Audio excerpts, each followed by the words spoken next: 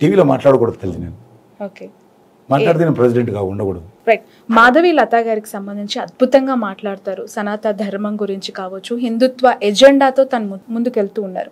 ఒక మసీదుపై ఆమె బాణాన్ని ఇట్లా విల్లు పెట్టి బాణం విసురుతూ ఉన్నట్టుగా చేసిన ఒక మూమెంట్ ఏదైతే ఉందో చాలా కాంట్రవర్షియల్ స్టేట్మెంట్స్కి దారితీస్తూ ఉంది.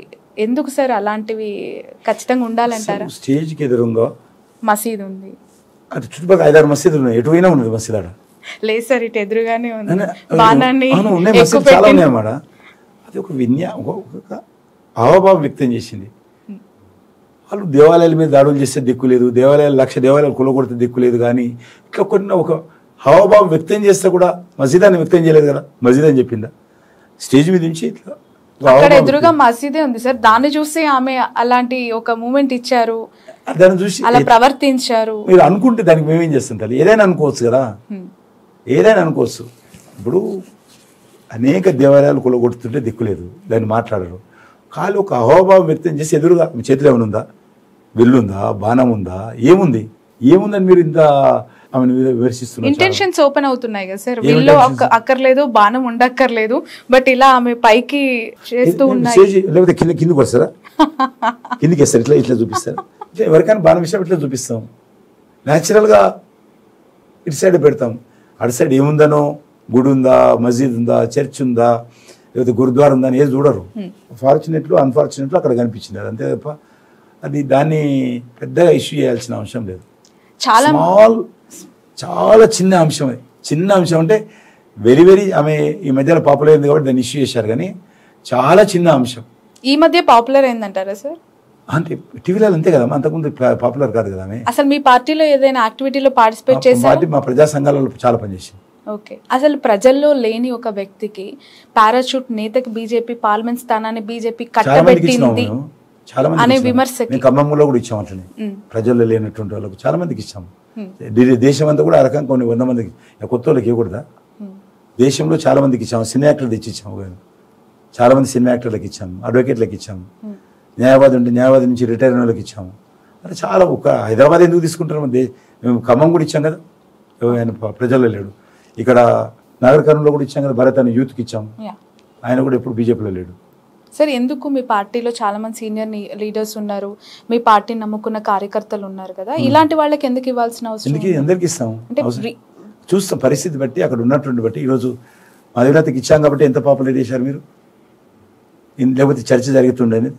ఇదే స్ట్రాటజీ అంటే దీన్ని అంటారు. ఎందుకు నువ్వు ఇప్పుడు ఆమె గురించి క్వశ్చన్ అడుగుతున్నావు, లేకపోతే ఇంకొక అభ్యర్థి గురించి ఎందుకు అడగలే క్వశ్చన్, ఆమె గురించి ఎందుకు అడుగుతున్నావు? బట్ ఇదే ఎలక్షన్ స్ట్రాటజీ అంటే దీన్ని అంటారు.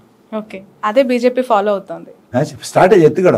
ఓకే, లైమ్ లైట్ లో ఉన్నది రోజు. ఇలాంటి ఎత్తుగడనేనా సార్? కార్పొరేట్ శక్తులకి, కార్పొరేట్ రంగాన్ని చేతిలో పెట్టుకున్న వాళ్ళకి టికెట్లు ఇచ్చింది అనటానికి, స్టార్ హాస్పిటల్స్ లో భాగం ఉన్న బూరా గారికి, అపోలో నుంచి విశ్వేశ్వర గారికి, అలాగే విరించి అయిన మాధవి గారికి టికెట్స్ ఇచ్చింది, ఆస్తులు డబ్బులు ఉన్న వ్యక్తులకే కేటాయించింది.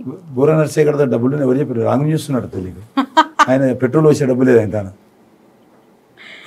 ఇలాంటి విమర్శలు మీ పార్టీ మీద వస్తుంది. చిన్న చిన్న విషయాలు వార్తలలో ఎంతమంది ఇస్తున్నారమ్మా. మీరు బీజేపీ అంటే మీరు అన్ని చూస్తారు. కాంగ్రెస్ పార్టీ ఉదాహరణకు మా ఉద్యాన గారు మాట అనేవారు, మనం తెల్ల షర్ట్ లాంటిది, తెల్ల షర్ట్ మీద చిన్న ఇంకు పడ్డా కూడా అదే చూసినా ఇంకోటి ఇంకోటి 10 మంది అంటారు. అదే పూల షర్ట్ వేసుకున్నారు అనుకోండి, ఆ పూల షర్ట్ మీద రంగు పడితే ఇంకో ఫ్యాషన్ అయిపోతుంది. కాంగ్రెస్ పార్టీ అట్లా. కాంగ్రెస్ పార్టీ పూల షర్టు రంగురంగులు ఉంటుంది, అందులో ఇంకు పడ్డా కూడా ఇంకో ఫ్యాషన్ అవుతుంది, వాళ్ళకి ఏం కాదు. మాకు చిన్న మరక పడ్డా కూడా 10 మంది ప్రశ్నిస్తే జాగ్రత్తగా ఉండాలని చెప్పేవాడు మనకు. మనం వైట్ షర్ట్ లాంటి వాళ్ళం, మన పార్టీ చిన్న పొరపాటు చేసిన అడుగుతారని. కాబట్టి కార్పొరేటు వాళ్ళు ఎంతమందికి ఇచ్చితే ఇది లేదు. టీఆర్ఎస్ టికెట్ ఇచ్చినాక తీసుకుపోయి కాంగ్రెస్కి ఇచ్చారు, అది అడగరు మీరు వాళ్ళని. మేము ఆయన ఉద్యమకారుడు, ఎవరు మా యొక్క భువనగిరి క్యాండిడేట్ బూరా నర్సే ఉద్యమకారుడు, తెలంగాణ ఉద్యమంలో మాతో పాటు పనిచేసాం, జేఏసీలో మేమందరం ఉన్నాం. ఆయన పార్టీ నుంచి ఆయనకు టికెట్ ఇవ్వకపోతే బయటకు వచ్చాడు లాస్ట్ ఎలక్షన్స్లో. మా దగ్గరికి వచ్చాడు, ఇప్పుడు ఎమ్మెల్యే టికెట్ అడిగితే కాలేదన్నారు. అదేవిధంగా ఇతనైతే కేసులు పెట్టింది గవర్నమెంట్ విశ్వేశ్వరుడి మీద. కాబట్టి ఆయన మా పార్టీకి వచ్చాడు, మా పార్టీలోకి వచ్చినాక కేసులు పెట్టింది.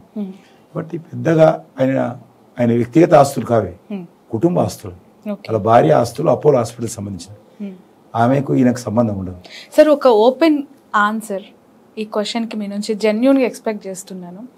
బీజేపీ రాష్ట్రంలో ఎక్కువ సీట్లు గెలుచుకోవటానికి బీఆర్ఎస్కి సుపారీ ఇచ్చింది అనే కమెంట్కి మీ ఆన్సర్ ఏంటి? ఇంతకుముందే చెప్తే కదా నేను. ఇచ్చిందా?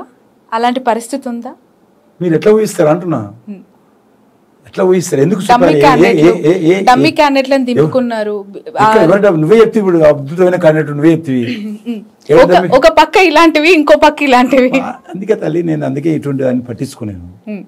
అవన్నీ జవాబు చెప్తూ పోతే ఇదే నడుస్తుంది డిస్కషన్, ప్రజల పనికొచ్చి ఇదే ఉండదు. ఇటువంటి ఇంటర్వ్యూస్లలో కానీ ఎక్కడ కానీ ఇవే అడుగుతున్నాను, నాకు అదే బాధ అనిపిస్తుంది. నేను 3 రోజుల నుంచి ఇవే చెప్తున్నాను. నువ్వు ఎవరైతే అడిగిన ఇంటర్వ్యూస్లలో ఇదే అందరు ఇదే పట్టుకొని వస్తున్నారు, ఇదే చెప్పాల్సి వస్తుంది. అందుకే బాధ అనిపిస్తుంది. వేరే ఉద్దేశం మీరు ఏమనుకోవద్దు.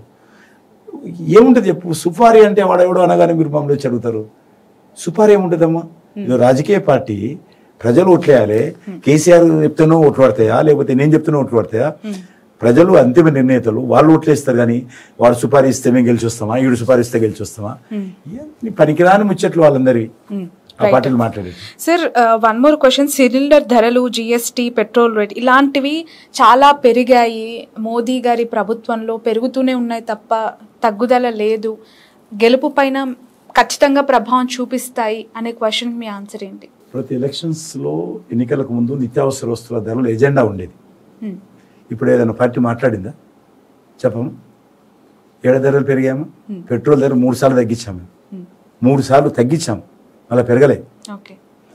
గవర్నమెంట్ ఆఫ్ ఇండియా 3 సార్లు తగ్గించి రాష్ట్ర ప్రభుత్వాలకు విజ్ఞప్తి చేసింది, మళ్ళీ మీరు కూడా తగ్గించుకోండి, మేము కొద్దిగా తగ్గించాము, మీకు కూడా అంతే లాభం వస్తుంది కదా. కేంద్ర ప్రభుత్వానికి వచ్చే పని ఎంత, మీరు కూడా అంతకంటే ఎక్కువ వేశారు. ఒక తెలంగాణ, ఆంధ్ర తప్ప అన్ని తగ్గించారు, అన్ని రాష్ట్రాలు. కాబట్టి ధరలు పెరగలే ఎక్కడ కూడా. నిత్యావసర వస్తువులు మీరు ఎప్పుడైనా షాప్ పోతే తెలుస్తుంది. నిత్యావసర వస్తువులు ధరలు పెరగలేదమ్మా. 10 సంవత్సరాలకున్న ధరలు చూడండి, ఇప్పుడు చూడండి. పెట్రోల్ అంటే అది వేరే విషయం, పెట్రోల్ డీజిల్ తప్ప మిగతా చూడండి. నిత్యావసర ధరలు పెరిగాయి సార్. కందిపప్పు రేట్ ఎంత ఉండేది, పెరుగుతూ వస్తుంటుందమ్మా, తగ్గుతా పెరుగుతూ వస్తుంటుంది. ఒకప్పుడు జస్ట్ అట్లా 10-20 రూపాయలకి ½ కేజీ అట్లా వచ్చేది. ఇప్పుడు వందలు పెట్టాల్సి వస్తుంది. ఆయిల్స్ కూడా నిత్యావసర వస్తువులు పెరిగాయి సార్. ఎందుకంటే I cook very well, I know ఖచ్చితంగా పెరిగాయి. అమ్మితో కలిసిపోతున్నాం, 10 రూపాయల కేజీ వస్తుంది. రైట్. మొత్తానికి సికింద్రాబాద్ కాన్స్టిట్యున్సీ ప్రజలకు కిషన్ రెడ్డి గారు ఇచ్చే మెసేజ్ ఏంటి? తప్పకుండా సికింద్రాబాద్ ప్రజల ఆశీస్సులతో పార్లమెంట్ సభ్యుడిగా గెలిచిన తర్వాత ఒక పార్లమెంట్ సభ్యుడిగా సికింద్రాబాద్ కాన్స్టిట్యున్సీకి ఏ రకంగా సేవ చేయాలో తప్పకుండా మరింత అంకిత భావంతో సేవ చేస్తాను. మంచి పేరు తీసుకొస్తాను. నాకు ఓటేసినటువంటి ఓటర్స్ ఎవరైతే ఉంటారో మీరు ఎప్పుడు కూడా తల దించుకునే విధంగా ప్రవర్తించను. నీతి నిజాయితీతో ఉంటాను, ప్రజలకు అందుబాటులో ఉంటాను, కష్టకాలంలో ఉన్నప్పుడు ఉంటాను. కొన్ని లక్షల మంది, అంటే ఆల్మోస్ట్ 50 లక్షల మంది ఉంటారు ప్రజలు. ఓటర్సే 21 లక్షలు ఉన్నారు, కానీ ప్రజలు 50 లక్షలు ఉంటారు నా కాన్స్టిట్యున్సీలో. కాబట్టి 50 లక్షలకు వ్యక్తిగతంగా నేను కలవలేకపోవచ్చు, కానీ 50 లక్షలకు సంబంధించినటువంటి నిర్ణయాలలో తప్పకుండా నేను భాగస్వామి, ప్రతి విషయం చిన్న విషయంలో కూడా భాగస్వామి ఉంటాను. 50 లక్షల మందితోటి వ్యక్తిగత సంబంధాలు పెట్టుకొని వ్యక్తిగతమైనటువంటి అవసరాలు పరిష్కారం చేయడంలో వీలు కాకపోవచ్చు. ఎందుకంటే గతంలో ఉన్నటువంటి ప్రభుత్వము, టీఆర్ఎస్ ప్రభుత్వము మాకు ఏ రకంగా సహకారం అందించలేదు.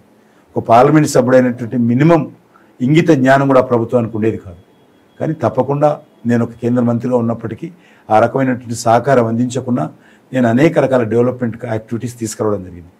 భవిష్యత్తులో కూడా అదేవిధంగా నేను మరింతగా నా పార్లమెంట్ ఆఫీస్ ఓపెన్ చేశాను.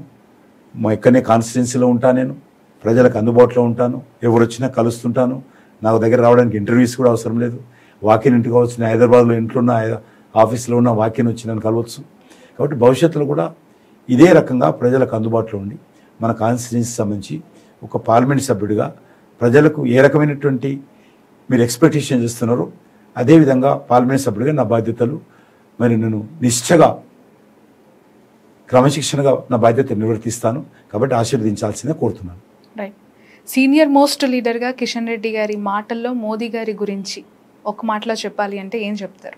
మోడీ గారు చాలా కమిట్మెంట్తో పనిచేస్తారు. ఆయన దేశం గురించి, ప్రజల గురించి ఆలోచన చేస్తారు.